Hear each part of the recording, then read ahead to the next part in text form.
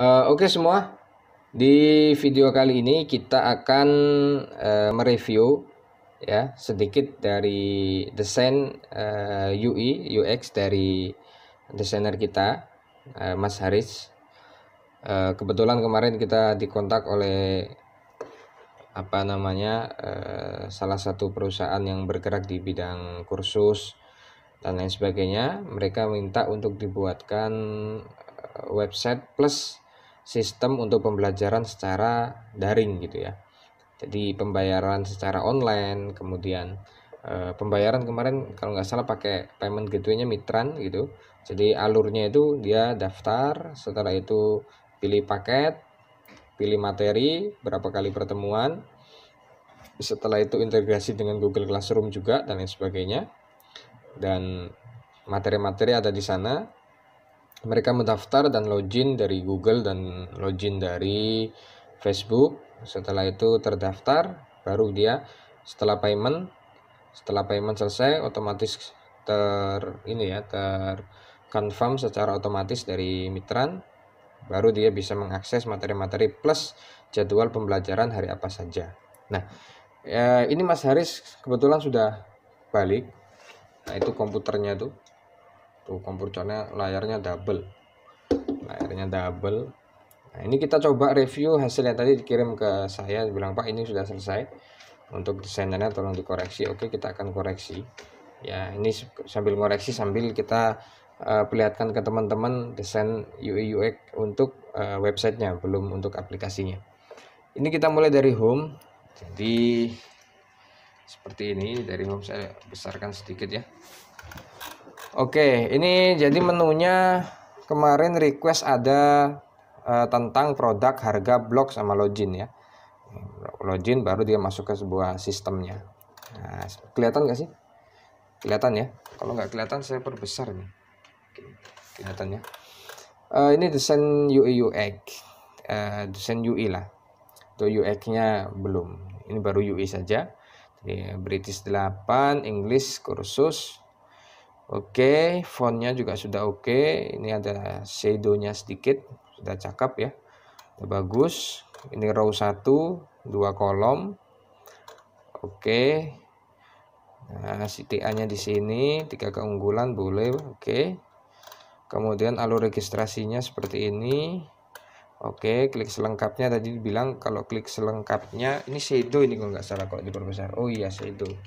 Tapi kelihatannya garis ya, itu shadow seperti ini, cuman ini ekstraknya seperti ini ya, shadow ini. Setelah itu ini menu selengkapnya, pilihan paket. Oke, ada background belakangnya ya. Oke, pilihan paket. Setelah itu kenapa harus memilih? Oke, boleh juga. Ini sudah lengkap ya kontennya, jadi nanti untuk teman-teman developer itu langsung diekstrak menjadi template yang real gitu. Kalau ini kan baru UI aja. Oke. Jadi teman-teman, website itu sebetulnya nggak terlalu rumit ya, sederhana saja. Yang bikin dia menarik dan dia bagus itu adalah sentuhan-sentuhan desainnya, sentuhan-sentuhan sentuhan-sentuhan warnanya itu yang harus sesuai.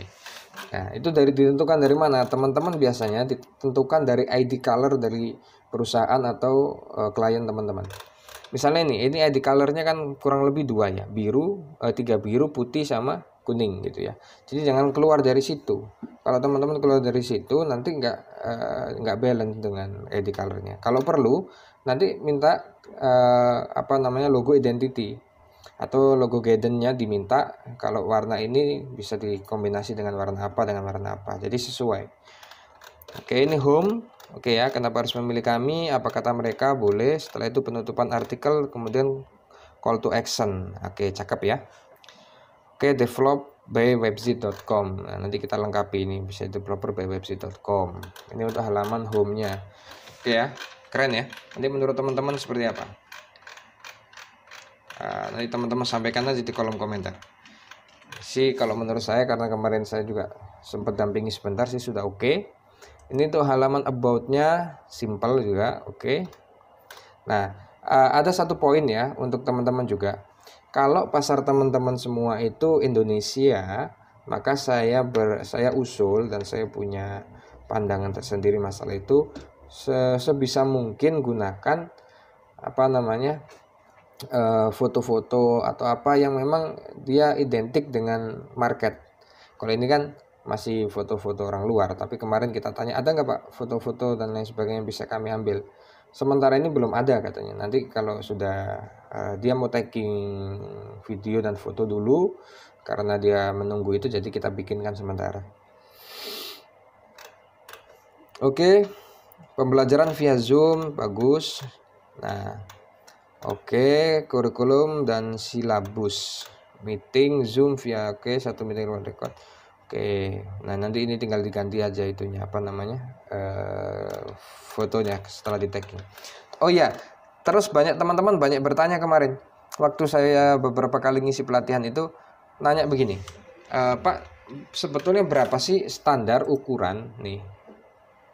Oke, sorry, standar ukuran dari sini ke sini itu berapa?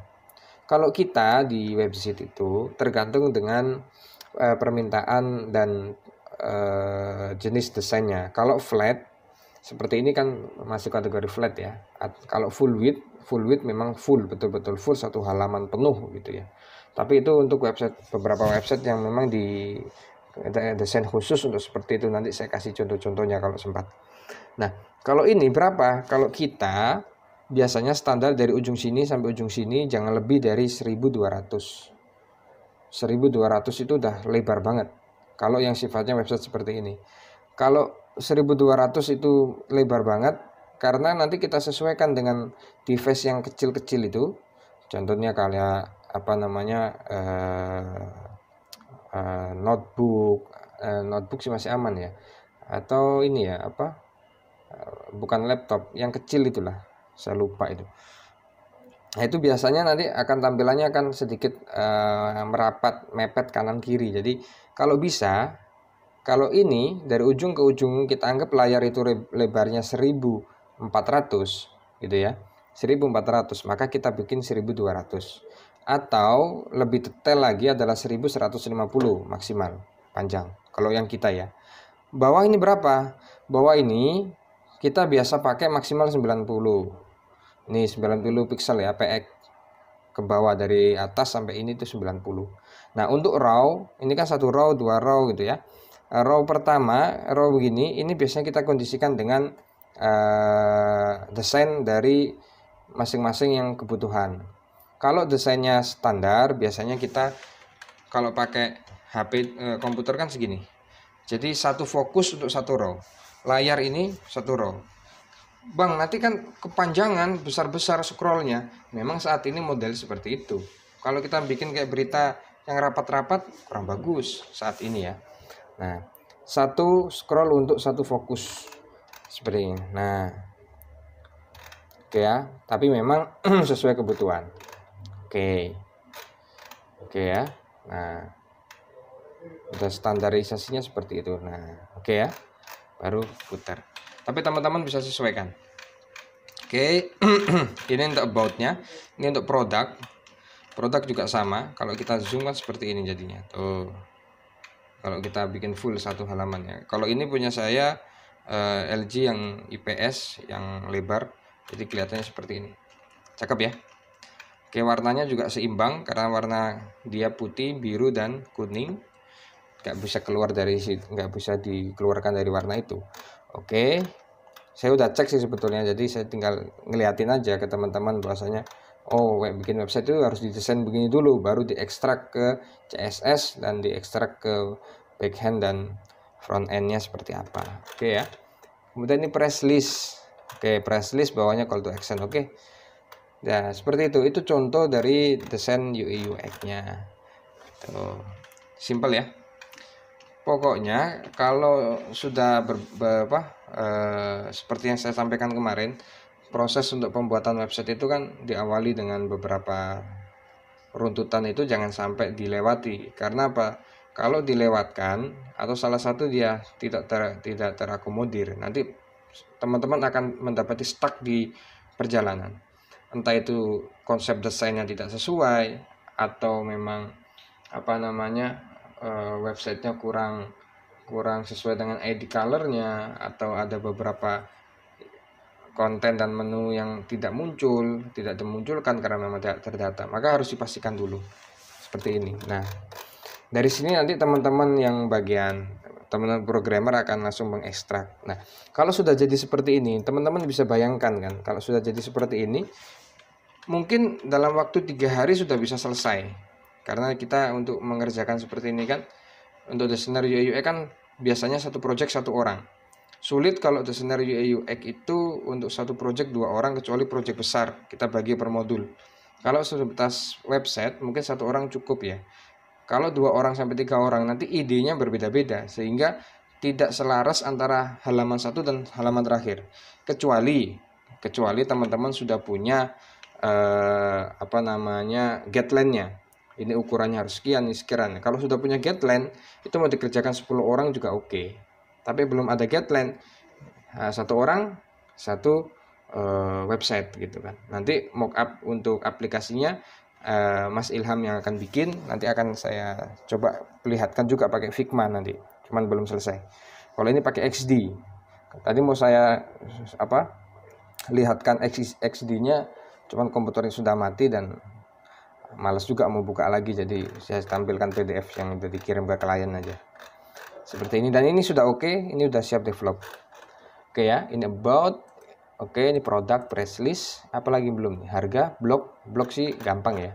Blog itu tinggal kita masukkan seperti yang ada di sini, begini aja, kemudian dibuat generate ke bawah, misalnya 6 sampai 6, pokoknya 3 lah, 3 atau 4 ya. Kalau 3 berarti 3, 6, 9. Kalau 4 berarti 4, 8, 12 sampai seterusnya. Oke ya. Nah, ini sedikit review dan kita pengen melihatkan teman-teman bahwasanya bikin website itu sangat mudah dan jika prosesnya benar tidak membutuhkan waktu yang lama. Oke ya. Baik, terima kasih semuanya. Sampai jumpa di video selanjutnya. Jangan lupa like, comment, dan subscribe. Teman-teman kalau ada butuh bantuan apa-apa silahkan tulis di kolom komentar. Terima kasih banyak. Sampai jumpa. Dan salam drag and drop.